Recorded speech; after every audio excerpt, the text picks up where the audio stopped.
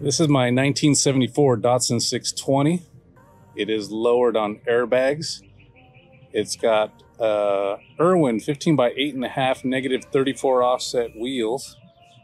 Has a Pandem Flares and front spoiler kit on it. It's also got an SR20 DE with individual throttle bodies from a Nissan Pulsar from Japan.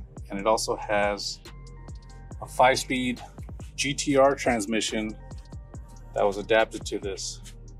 It's all custom fabricated. This vehicle was built for Project Car magazine about 10-12 years ago.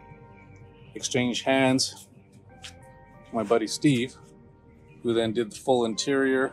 It's all leather. The dashboard done, carpet done, Nardi wood steering wheel. He of course added the kit on there, the flares. And as I mentioned, it's bagged. It's got an airlift suspension setup on it.